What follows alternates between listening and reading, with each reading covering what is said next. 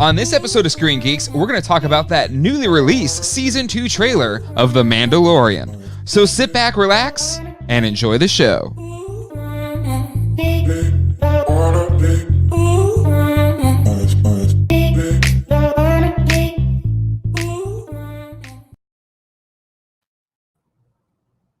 Hey everybody, and welcome to Screen Geeks. That's right, it's a new name.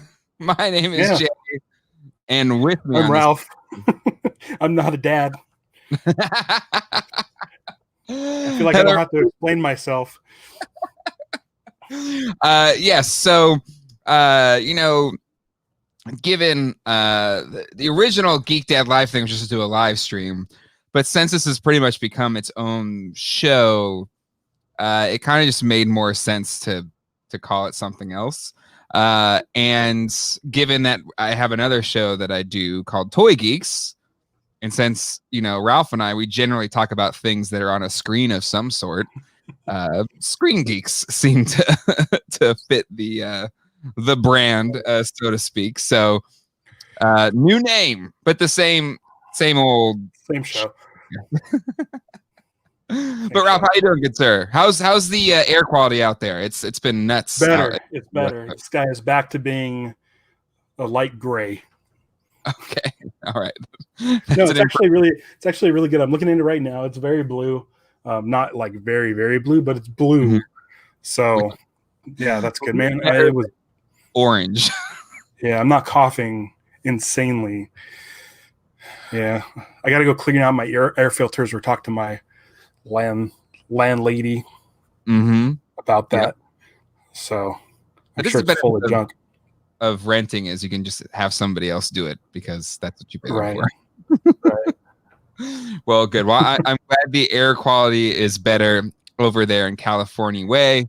Going to the chat, saying hello. We got Mariano in the chat. Hello, Mariano.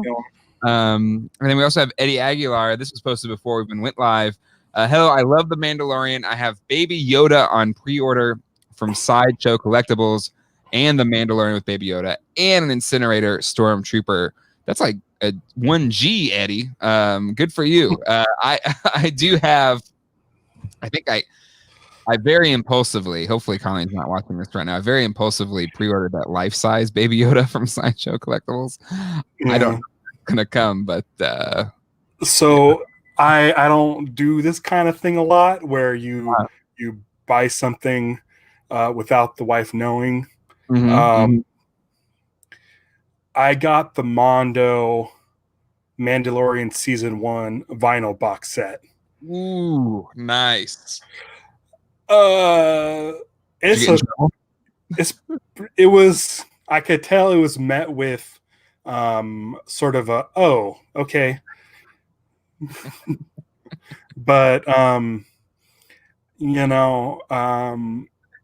had some money socked away, so that was cool. So it wasn't like and then the government was nice enough to give me a $300 boost in my unemployment every week.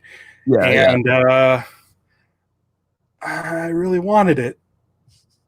I mean, we're both going to enjoy it.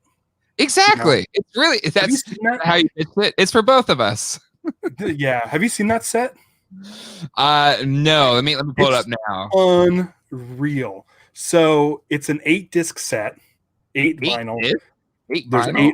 8 vinyls, 8 LPs, $200. Each LP has its own artwork based on that episode of the show. Oh, and it looks phenomenal. I mean, I already bought the scores, all 8 of them on iTunes, but I mean, we've got a new record player. We got it in, I guess, April, and I just have been enjoying putting on a record and just listening to a record. So this is something I would totally listen to. I forget who does the artwork on it, but every individual disc has artwork for each episode, and it's like, I don't know who the artist is, but it's amazing. Look at that. Oh my god. I'm not the biggest fan of the outer case, but the individual ones are pretty amazing. There's a big problem with this. Okay. This is season 1. Yep. And I have a feeling I'm not going to be able to swing I'm another. I'm not necessarily completist, but like, I mean, I might have to get season 2 as well. I'll save up my pennies. Yeah, exactly. If you start saving now, if it's like a year from now, you pull together 200 bones. Yeah. But this is incredible. It's an incredible set, an unreal set. So, I mean, that looks fantastic. So I say, good purchase, Stevie. If you need me to defend your husband, I will. I'll go to bat. I also spent $60 on a Beetlejuice LP. So it was a little bit of a slippery slope. I told her, I told her, I'm done buying LPs. I'm not buying any more. So I gave this laundry list, wish list for Christmas. Nice. Give it out to everybody. But dude, I mean, the score to The Mandalorian is so good. And, it's so un-Star Wars. Yes. But that's like what I love about The Mandalorian is that they're experimenting and they're trying new things. And I haven't heard anybody complain about the score to The Mandalorian. I haven't heard a single person say, oh, the score is awful. Like, it sounds nothing like Williams. Mm-hmm. Yeah. Yet it fits this sort of world, and I now accept this music as Star Wars. Yeah, for sure. 100%. 100%. Yeah. And it's honestly, it was one of the coolest featurettes when they did the Mandalorian or whatever they called gallery. It. Yeah, and that episode was really cool because it was kind of neat to see him use all the like the recorders and all that kind of different stuff. Yeah, using like really sort of primitive, really primitive instruments to using like crazy, insane technology. Yes, it was really cool. A lot of respect for it's Ludwig Göransson. Fantastic work. I mean, you can always trust a composer whose first name is Ludwig. Sure. That's my policy.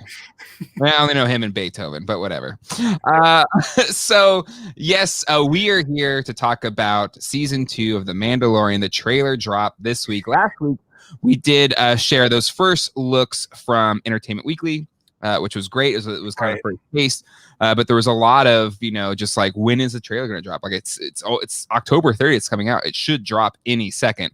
And it did this week. So Ralph and I will be digging into that today. But a couple housekeeping things, a little bit of This Week in Geek, and then we'll get into the meat and potatoes of this episode. For housekeeping, I'm hungry. If you haven't seen it already, check out the Micro Machines Super Van City review that I did with my son Zach. Really cool set. Again, it seems to be a year. I mean, every year they're bringing back stuff from our childhood and making it new again. But it was a lot of fun to do that one. I haven't watched it yet. You haven't? Oh, well. No, I haven't. I've been busy. I don't want to say you'll love it, but I'm pretty sure you'll love it. And then this Sunday, speaking of Toy Geeks, had the Hasbro PulseCon, so the big kind of event that Hasbro is doing in place of San Diego Comic-Con and New York Toy Fair. So 2 days of just Hasbro reveals extravaganza. The Toy Geeks is going to be all about it for the next couple weeks. So this Sunday, John and I are doing our pre-show predictions. So this Sunday at 9:00, we will be going over all the exclusives that'll be available starting on Wednesday for Pulse Premium members. And then we're also going to do our pre-show predictions. And then after that, on the 25th and 26th, we're going to be doing a post-con recap of the day's events. So definitely stay tuned, subscribe, like all that fun stuff for that stuff. Also, right before I was getting ready to record, I mean, not maybe a couple hours before because the mail still arrived, a certain item arrived in the mail that I was able to acquire early. It hasn't hit a single store in the US yet. And it is the Masters of the Universe Origins Scareglow figure. It's not supposed to hit until October. And I managed to get my hands on a European carded version because some have hit in Europe. So I was able to get my hands on one that was delivered overseas. So after we record this episode, I'm gonna go like open this thing up, film everything. So hopefully this review will be up tomorrow evening on the channel. So again, mash that subscribe button. But I'm really pumped because Scare. I mean, anything Cool. is awesome, but this one is DOPE dope. All right, ready for some week in the geek? Sure. Not a whole lot going on. Not a whole lot at all. And once again, all the news seems to happen on Thursdays, like right before we start up. Exactly. So in order to prep the show and do the artwork, it's like we'll put this and then Exactly. No, but Tatiana Maslany. No, I didn't get the name. I've only watched a couple episodes of Orphan Black.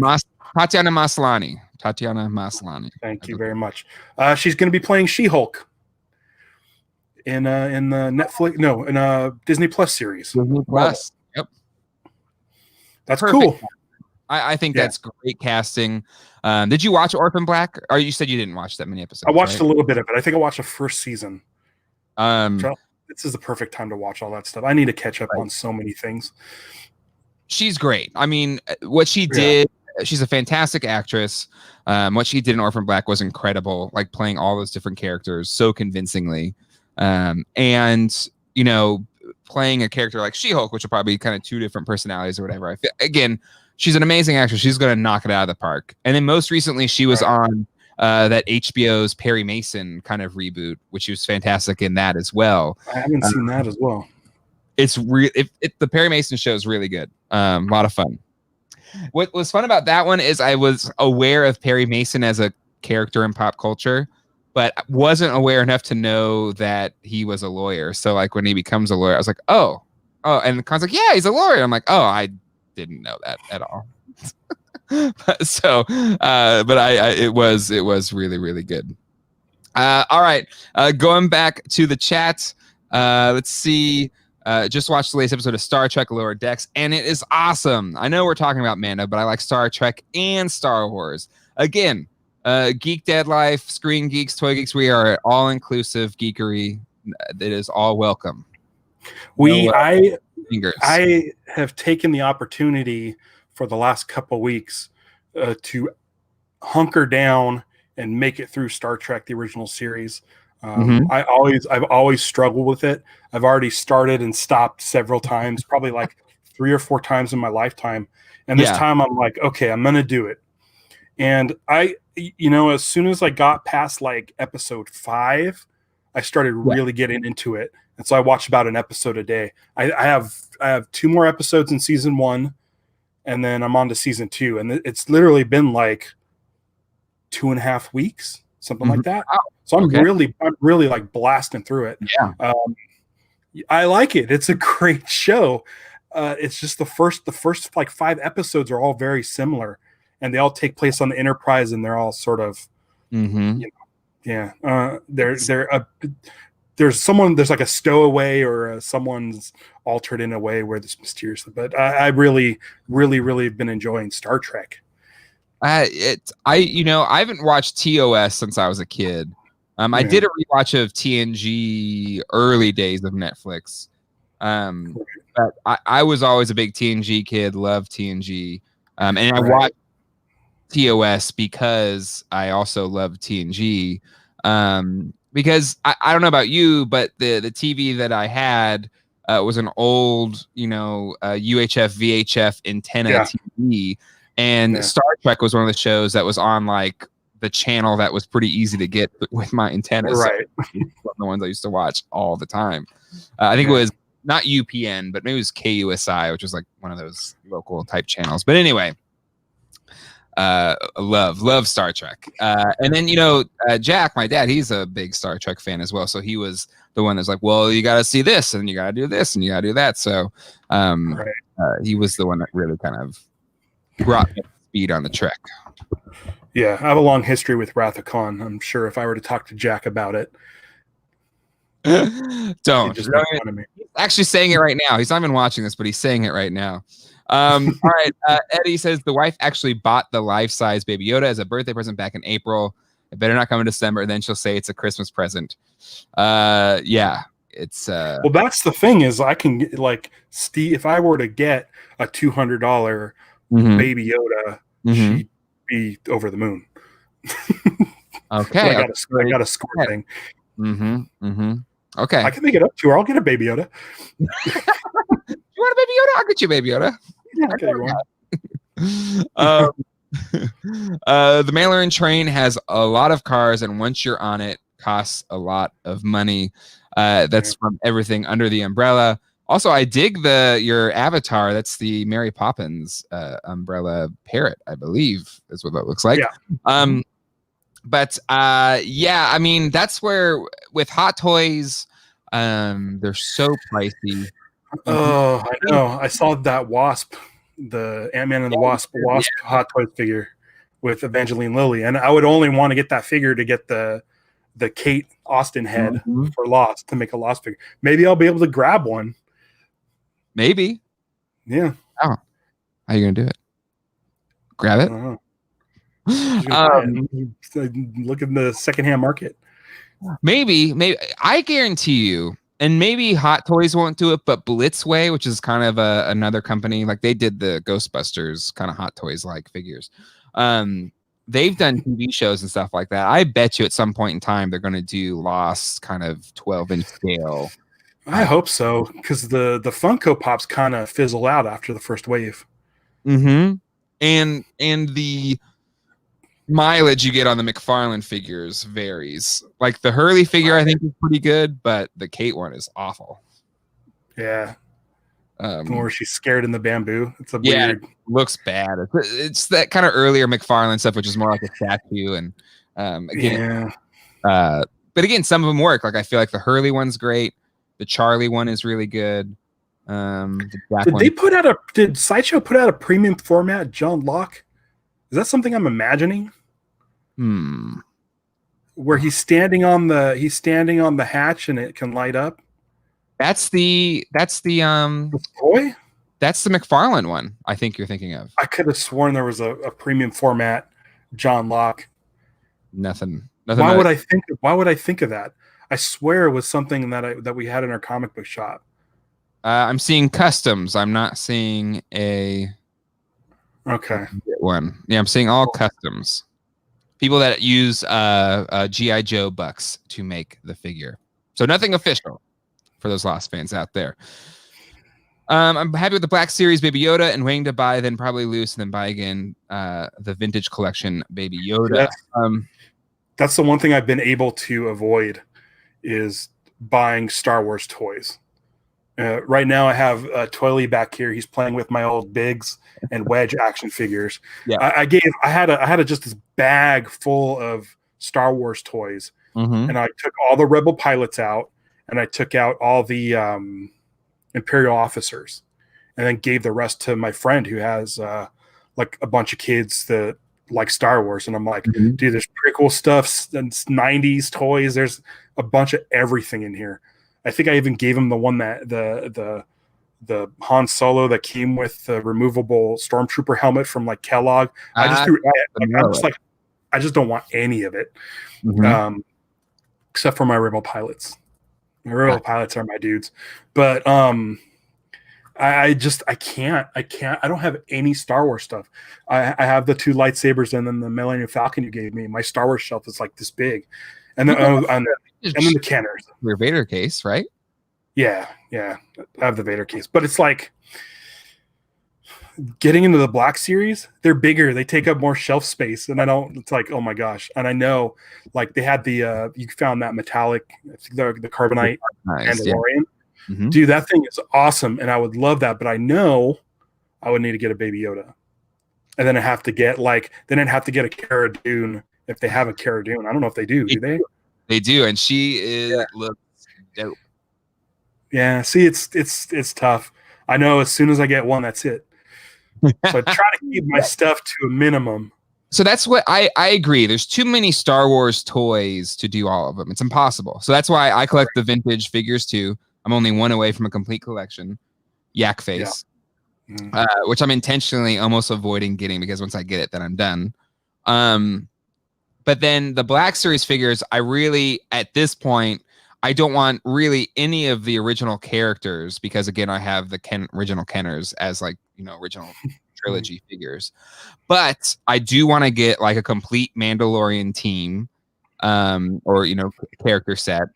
And then Rebels. Colleen's in the chat. What? I'm gonna buy all this stuff. And then the Rebels team, I think they're completing the Rebels Star Wars team in Black Series. So I definitely want to pick up. I've been slowly picking those up. So this one I got not too long ago. The Rebels Ahsoka. That's cool. So that way, to your point, it's impossible to get them all. Yeah. But I'm afraid I'm going to get a bunch, and that's more than I need to get. You know what? I have an extra carbonized Mando. I'll just send it to you. No. It's good. It's good. Because then I have to get Baby Yoda. Baby Yodas they're like really cheap. They're like this big. They're like that big. I know. But still. I remember Razor Crest toy coming with a crazy price tag, priced real close to a Galaxy's Edge Falcon. $400? That's expensive. That's too expensive. If you don't know, Ralph, no, you do because you picked up the Lego Galaxy's Edge one at Target, but Target's doing basically a re-release of the BMF, the big Millennium Falcon. So the really big one. Yeah. And it's like $450 or something like that. Crazy expensive. Yeah. Yeah. We got the Lego transport from Rise of the Resistance. And Lego's a little bit easier because she likes to put together Lego. So I just like the minifigures. Yeah, no, I love minifigures too. Let's see. Colin asked, how much is the baby? Not real cheap, cheaper than Ralph's records that he bought. Really? No. On Force Friday at a Disney store to get the first edition white box Mandalorian. Very nice. So yeah, that was the whole thing. You had the regular release that was like the black box, then you had the carbonized, and which was a Target exclusive, and then they made like first release figures that were in a white box. And Hasbro's just effing with us at this point. I like how we renamed the show Screen Geeks. And we're talking about toys. Damn. Oh no, Eddie, what are you doing? Eddie, can you boot people from the chat? I'm blocking Eddie from the thing. Anyways, moving on. That's a foul play, Eddie. You can't be it's doing. Gonna be Colleen. It's gonna be super cute when it shows up. No, I'll probably flip it because I pre-ordered it like over a year ago, and I don't have room for it. So it'll like 3 Hasbro ones, huh? Get like 3 Hasbro ones. The Hasbro one, and so it was absolutely an impulse buy from over a year ago, and it'll be going right back up on eBay or something like that. So don't worry, Colleen. It's not here to stay. It will be a quick turnaround. Whoa. Listen. What? Her next comment, that's better than that stupid Tron. No, Tron is not stupid. Is it cute at least? It's a replica, like an exact replica of Baby Yoda. It's really cute.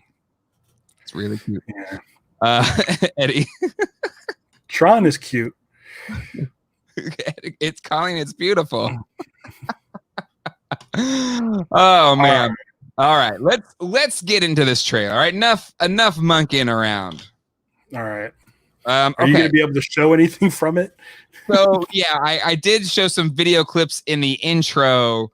That's it. That's all you're getting from video clips tonight. I have pictures, but no more video clips because the last time I did any Star Wars video clips was Disney shut it down. You can't even watch that video right now. That's how much they shut that one down.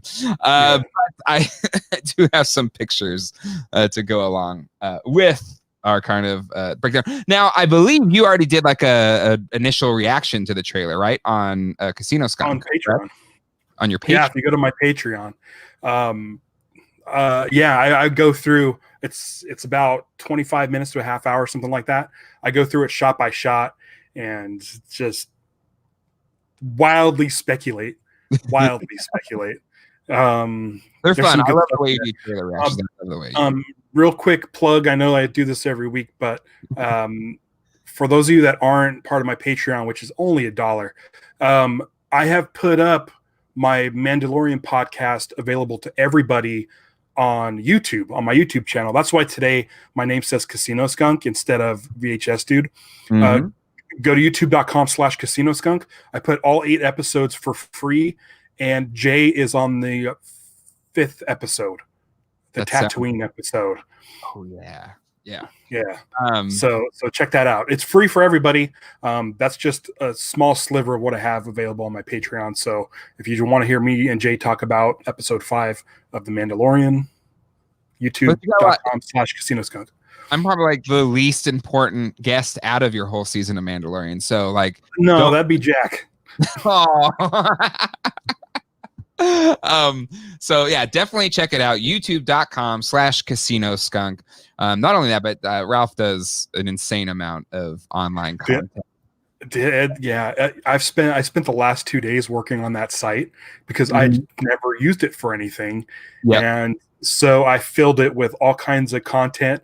I have like 62 followers or something. Like, it's just been sitting there. No one's used it. So go subscribe. There's got to be something on there you like. Exactly. Mash the subscribe button.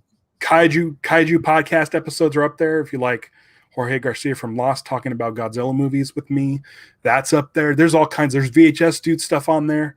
There's tons of stuff. There's even Dharmalars. All the videos we did for Dharmalars is on there. So go check it out. I spent too much time working on it. So it'd be ignored. It's there. Check it out. I did. I went and looked through it today.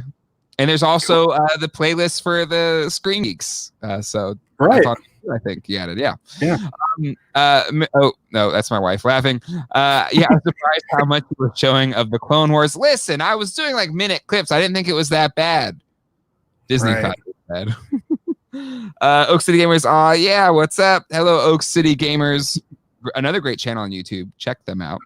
All right. They do a lot of like gaming hunting, thrift store shop hunting, but love their humor. Like a really cool crew of cool cats. And then Colleen Gladfelter, Dharmalars, great show. Right. My favorite Lost. I love that show. And Dharmalars, 2 favorite. The feed is still available on iTunes. It's never gone away. And it's not over. I mean, if there's any sort of Lost thing that's happening, like me and Ben will hop on. So same. I've said it with the Jay and Jack stuff. Whenever the Lost, bat light goes out in the sky, we'll be there. Right. All right. Ralph. Right. You want to kind of go in order of what we kind of got in the trailer a little bit? Sure. Let's do it. Go ahead. No, go for it. Okay, that's not Earth. But okay, so this was my initial thought is in the first season of The Mandalorian, Dr. Pershing has a Kaminoan symbol on his shirt. Correct. And the Mandalorian is trying to find the origins of this child. So could that be Kamino?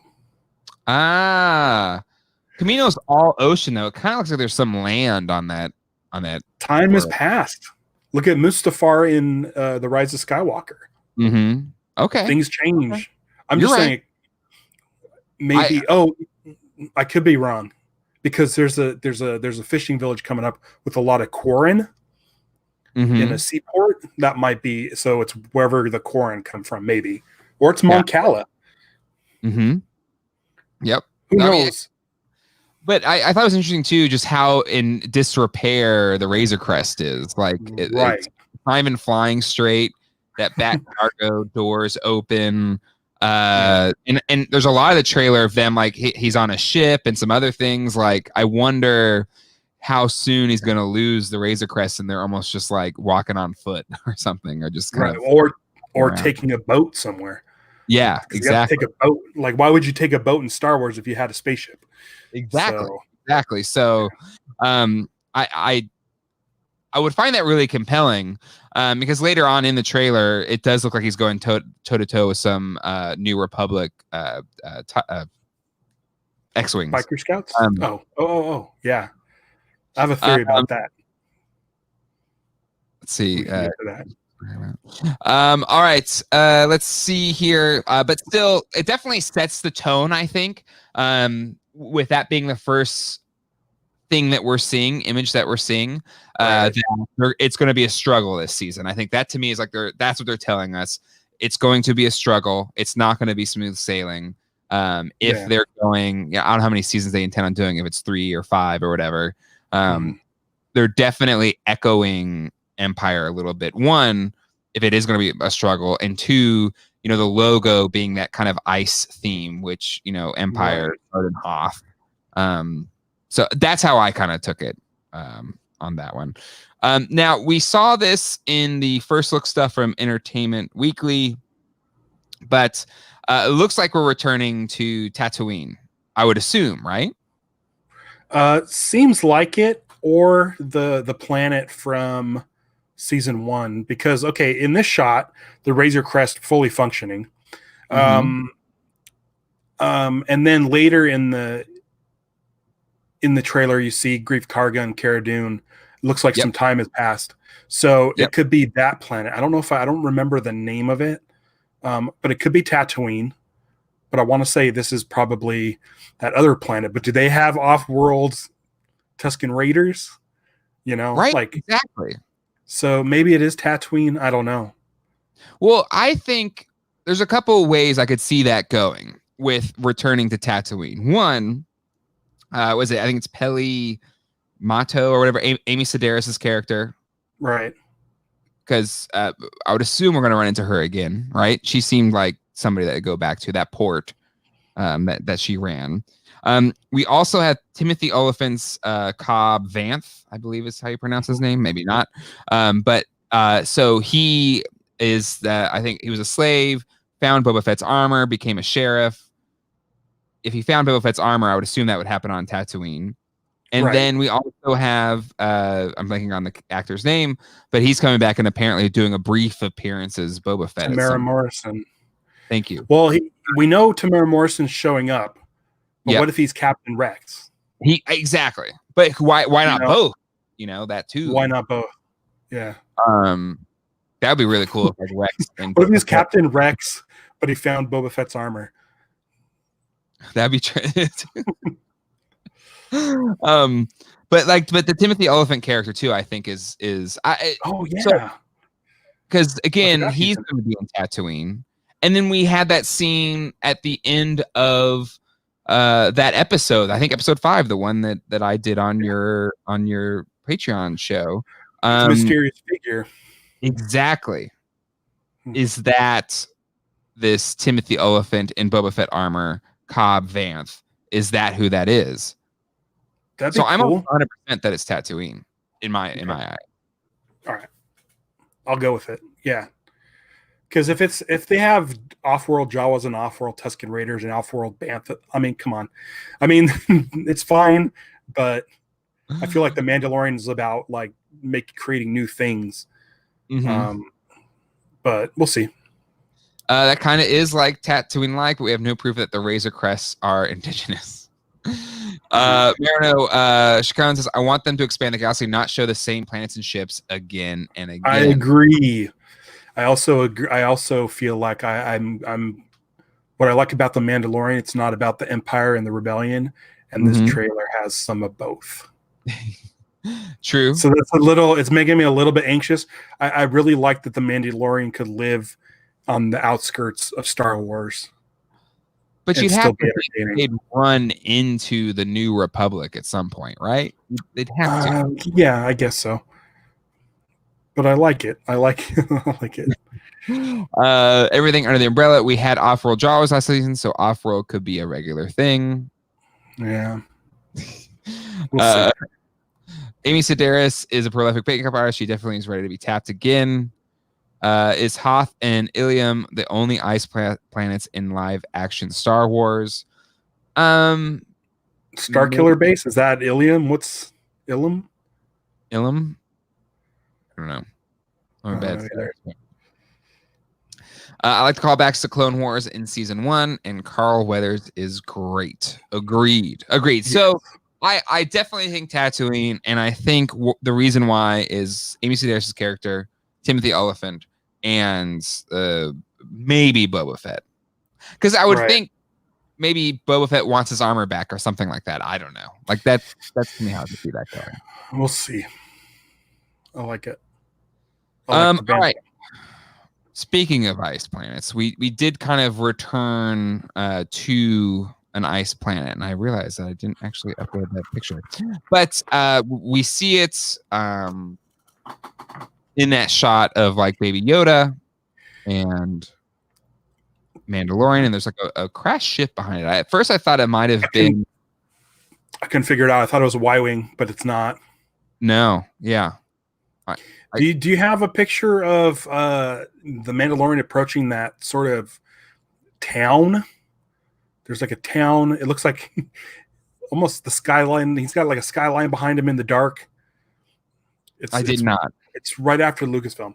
So that shot I found incredibly interesting because if you look at the walls of the city, it's covered in graffiti. Mm-hmm.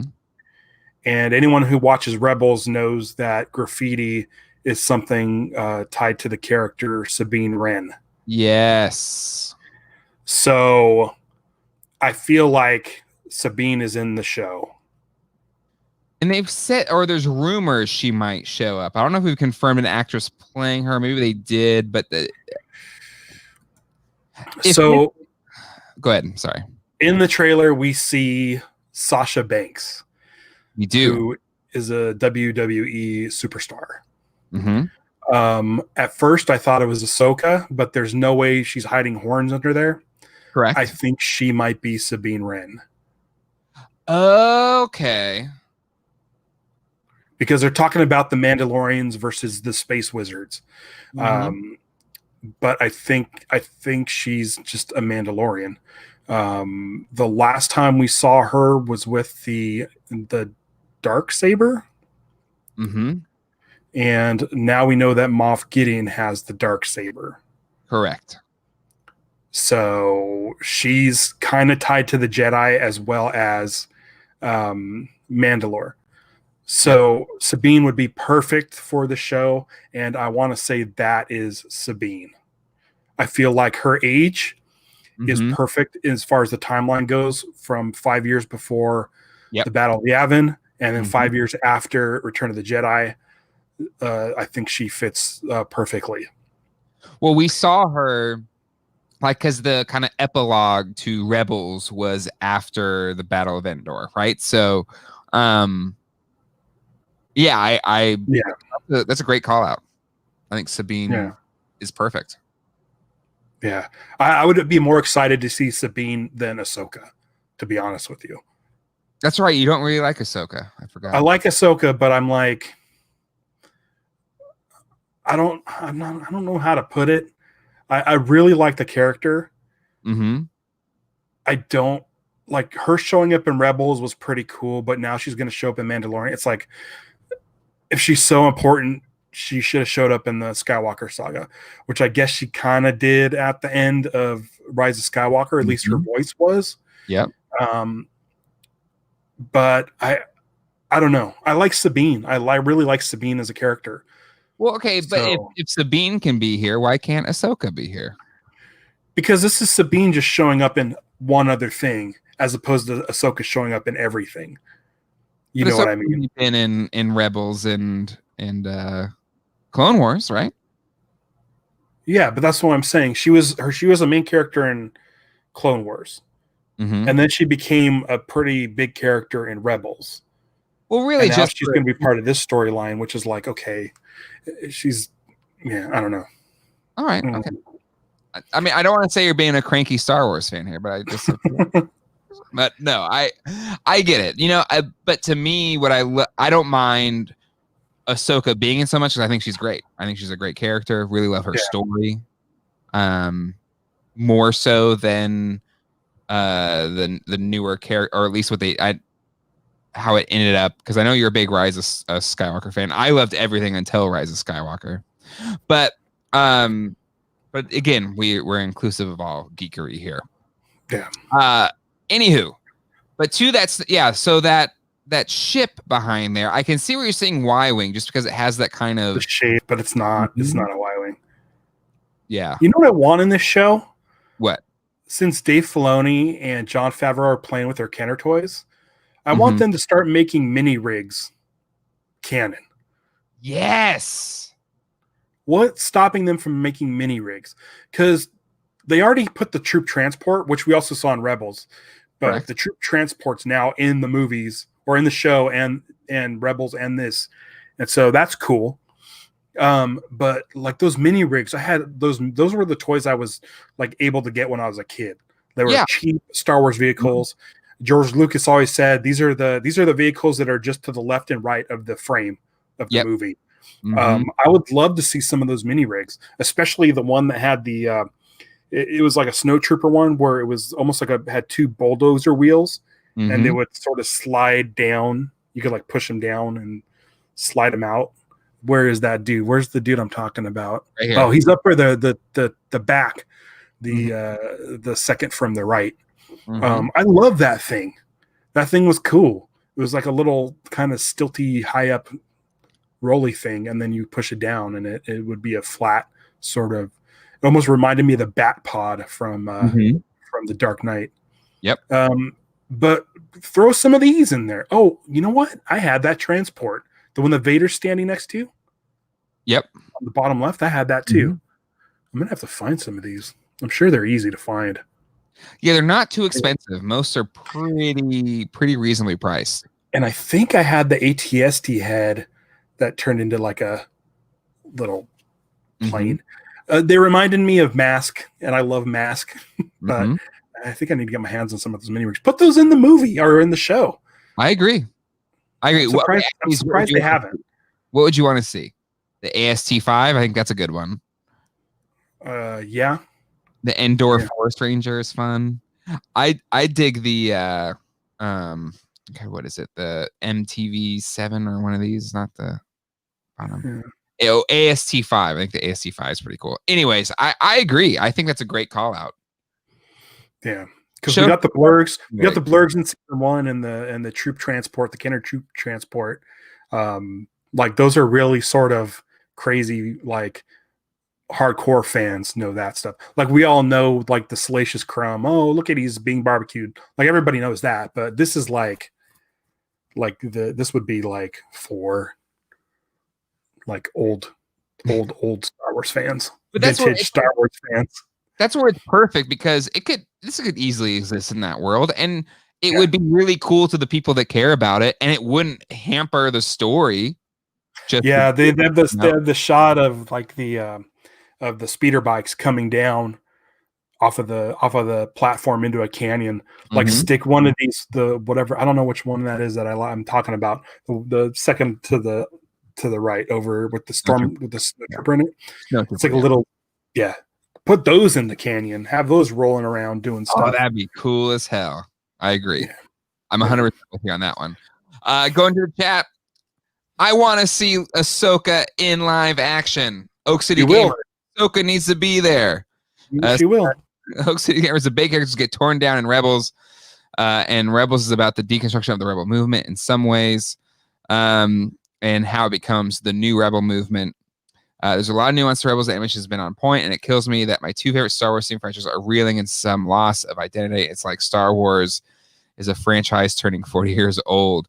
It would be cool to see live action Bosk in his mini rig, Maro no Shikon. It'd be cool. Yeah. I want to see Bosk in anything.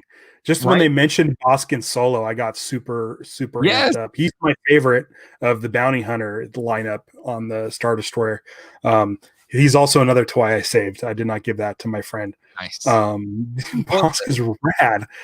The Bosk from The Power of the Force 2, is that the one that you kept? The one from the 90s? No. Well, I don't know. I don't remember which one. Both great. The Kenner, old Kenner one and the 90s Kenner one are so both fantastic. So when I started filling up my Darth Vader carrying case, Bosk was the first one I got. I believe there's the 90s Power of the Force 2. I think that's the Bosk I have. Really cool figure. I don't think I've ever brought this up on the show, but I have a Twitter account called no, listen. It's twitter.com/Star Wars AC, and it's an Animal Crossing account. Yes. Where I create Star Wars outfits for your Animal Crossing characters, and Bosk was the first one that I created. So if you want a Bosk hoodie for your guy in Animal Crossing, go to Star Wars AC at Star Wars AC on Twitter. Real hot right now, Animal Crossing. Dude, but I mean, go look at them. They're fun. They are. I follow, at least, do you do it on Instagram or you post? Yeah, Instagram's the better place to go. Anywho, if we make it all of this, it'll make new stuff that goes forward with the legacy. Bosk on a Segway. Man is a mix of both, but it's Jon Favreau. He's not 40, but he pays tribute to everything great in the film, television, and season 1 of Mando. I agree.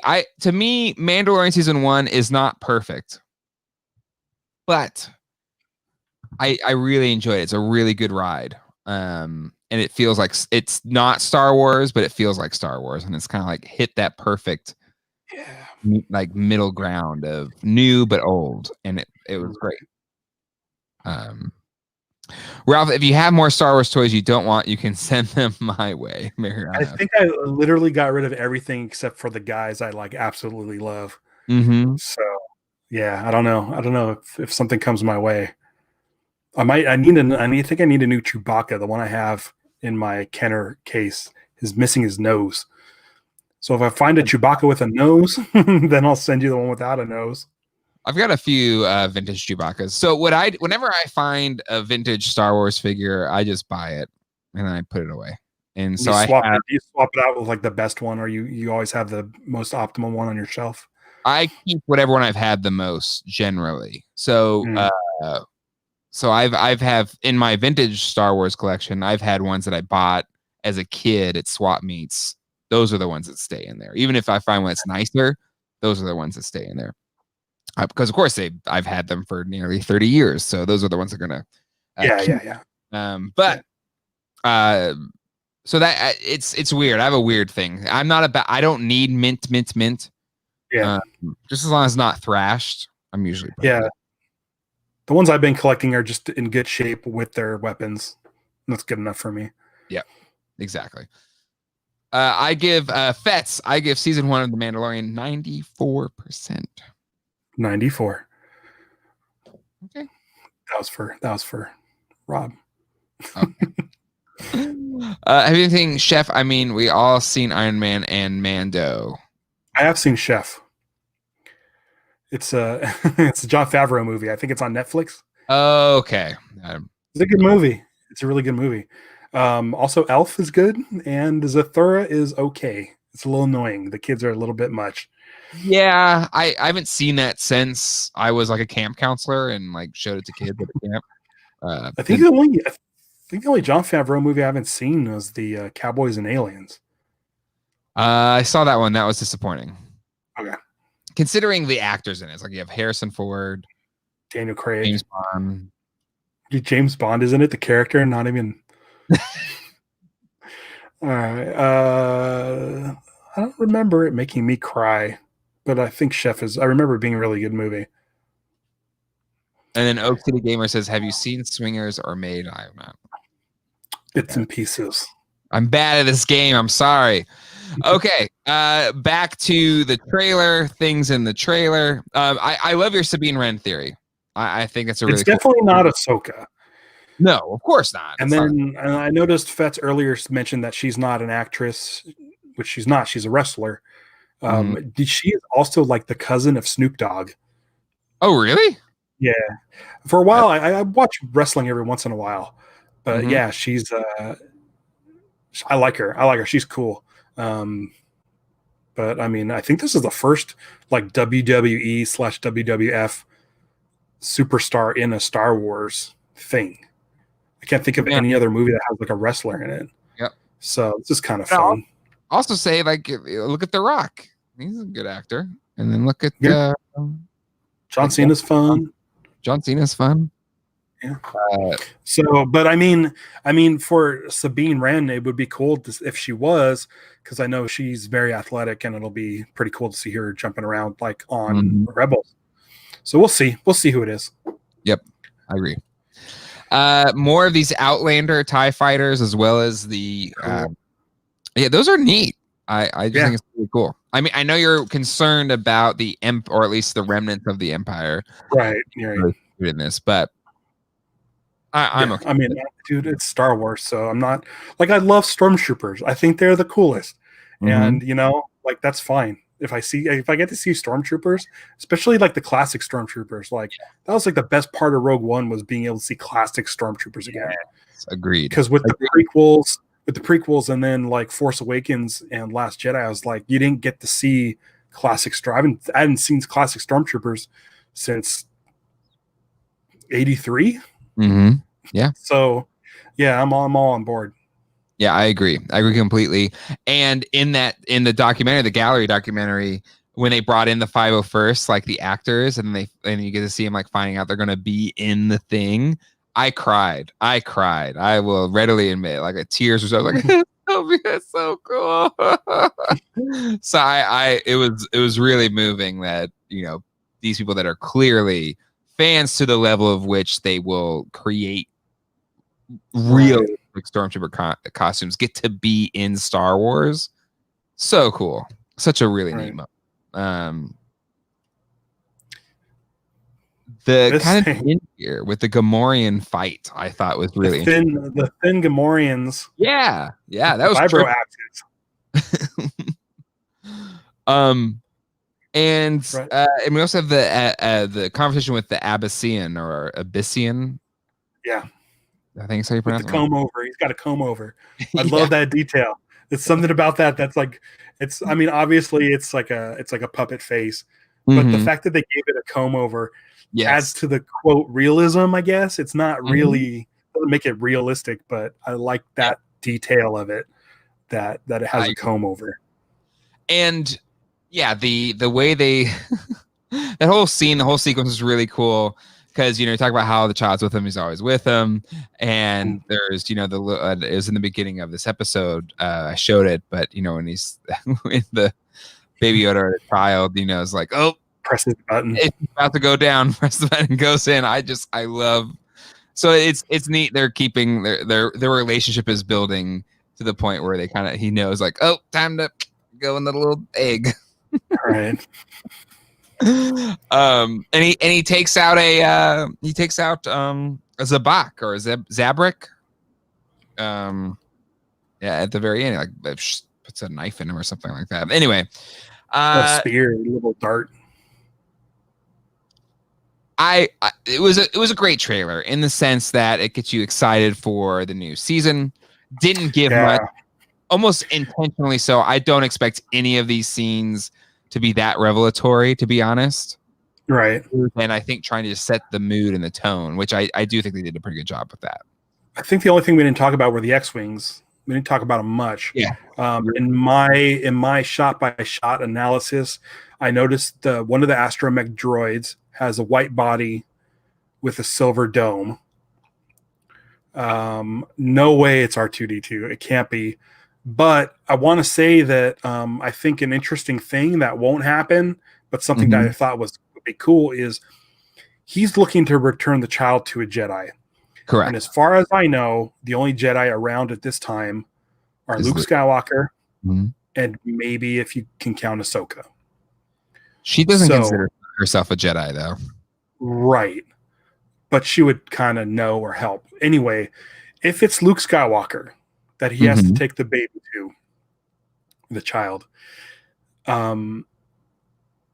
seeing Luke Skywalker and what he's been up to 5 years after the fall of the Empire, he could be working with Rogue Squadron to hunt down and destroy the remnants of the Empire, which would mirror what his father was doing after the Clone Wars. Oh, dude. That would be cool. Now, I don't think it's going to happen, but I think if the Mandalorian was looking for a Jedi and he's looking for Luke Skywalker, how do we not know that like Luke Skywalker has like Rogue Squadron to protect his whereabouts? Because Luke didn't just go off and do nothing. He's got the rebellion behind him. Yep. So he could have taken a squadron. So that may be people protecting Luke Skywalker's whereabouts. Oh, that'd be so cool. Now, I don't know if it would happen. Said he's done playing Luke. Could that be a ruse? He could be. He could be done playing Luke. Listen, with Alec Guinness and Ewan McGregor. It's not. It doesn't like it's not unprecedented that we can get a different actor as Luke. It's true. I've seen those pictures of Sebastian Stan. Oh my side God. by side. Yeah, you're right. If he were to pop in as a post Jedi Luke, I think I'd be okay with it. Yeah, that's a good. If what's his name? Boy, I keep wanting to say Ansel Elgort. It's not. It's the other dude. Who did he play? Solo. That's Ansel. I thought Ansel played him. I thought Ansel Elgort. Wait, is that who played Solo? Yeah, I'm pretty sure. No, it's Ehrenreich. It's Ehrenreich. It's the Alden Ehrenreich played Solo. Oh snap! You're right. Ansel Elgort is Baby Driver, where he's dressed like Han Solo.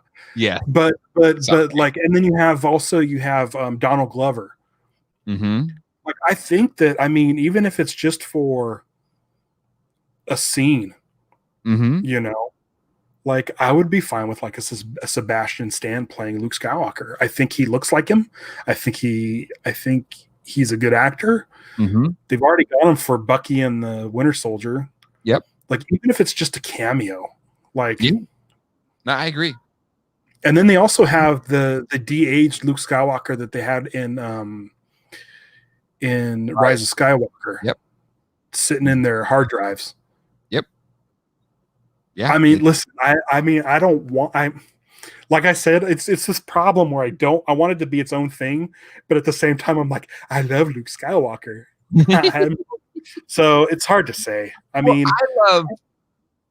love the bookendness, like just the kind of completing the story of, to your point, Vader at the end of Clone Wars seeks to wipe out the Jedi. And like, it would be so perfect that Luke seeks to wipe out the Empire, Right. Yeah, yeah. It would be crazy though if that was like that's Luke's story post Jedi. Yeah. And I know there's aftermath books. I haven't read them. I'm not sure what Luke was up to, but Fetz just put, I have faith in Filoni and Fafs for making a Skywalker cameo work. I agree. If anyone's going to do it, it's these guys. I feel like these guys have enough pull to do whatever they want. True. That's true. Yeah. They've made the Filoni and Fafs are the only two people that have made universally accepted Star Wars stuff generally. Right. All right. Interesting. Mariano says, "Thank you." Is looking for Jedi knowledge during these times. Luke but the thing is, but the Mandalorian only knows to bring the baby to the Jedi. True. So it doesn't matter what Luke could be looking for Jedi, but here comes this baby. I don't know. No, I think it's a really cool theory. I really like it. I'd be totally down. Totally down. All right. Well, On that note, I love Star Wars so much. I just love it. Who was it? Hold on, I'm gonna look up here. Oak City Gamers says, I like Ralph. Can someone please post his link in the chat? If you look at my card, it says at Casino Skunk. If you do a Google search for Casino Skunk, I'm the only thing that's coming up. So you can go to my website at casinoskunk.com or at Casino Skunk on Twitter or YouTube/Casino Skunk or Flickr /Casino Skunk or Instagram /Casino Skunk. I got everything. Yeah. I have pictures from like 2009. Cool. Flickr was the jam once upon a time. And then I think, but right now, YouTube.com/Casino Skunk. Try to get people over there. Hit it up. All right. At least get to 100 subscribers. It's crazy, right? Totally worth it. Yeah. Anywho. All right. Casino Skunk is a cool and funny name. We have a minute or two, Ralph. Do you want to give a quick tale on why Casino Skunk is? Yeah, it's not even like it. Like I'm not a gambler. Well, this story is not going to make it sound like that. But when I turned 21, me and my friends took a trip to Laughlin, and as soon as midnight hit, we started ordering drinks at the bar because I had just turned 21, and of course I didn't get carded. So what's the fun in that? You had like the beard that you have now. Like no, I wasn't that. This thing's getting out of control. So we're at the in Laughlin. It runs along a river. The strip runs along a river. It's like 3:30 in the morning, and me and my friend Patrick were hanging out with our drinks on the boardwalk, and we looked down at the river, and there was a skunk, and the skunk was the happiest skunk ever. And it was do. And I yell, because I was drinking, hey, skunk. I just yelled out, hey, skunk. This is like 20 yards away. Mm-hmm. It stopped, looked into our eyes, and then hissed, and then ducked under some rocks. So that was the Casino Skunk. And the Casino Skunk was like a term where it's like anybody who can like just flip on a dime from being the happiest thing to the bitchiest mood. Like just like it was just like the most angry thing ever. So that's a Casino Skunk. Back in like AOL days, that was my screen name for AOL. Like, and then that's just happened. It just kind of became like it's an easy handle to get when new things pop up. So like your Elo and your Veros and all those things that have gone away. Friendster. And Elo, I forgot about Elo. Anyway, I love the circus. My handle is very similar. It's my AOL handle from 1997. Yeah. Luke Vank is what it was, and that's my personal accounts are always Luke Vank. Same deal. You busted his mood. You might get Luke and Vank both this year. Maybe. Hopefully. Wouldn't that be something? Fingers All crossed. All right. That is it for this newly rebranded episode of Screen Geeks. But I want to retroactively, this is Screen Geeks number 13, our 13th episode. Lucky number 13. Really? Yeah. Wow. That's crazy. Fetz's first name was Blue Milk 77. That's a good one, man. It's a good one. It's a real good one. We should do an episode of just like what's everybody's first AOL username. Right. All right. Well, that'll do it for this episode. Definitely hit us up on Instagram, Geek Dad Life, Ralph at Casino Skunk, VHS Dude, Star Wars AC, at Fireball Island, Fireball Island, Tonto Ted, just Gooby on. What's that? Darmalars. All right, let's do All right podcast. Yeah. Oh man. Casinoskunk.com has all that good stuff. Right. All right. We will see you all next Thursday, 9:00. Next episode of Screen Geeks. Bye.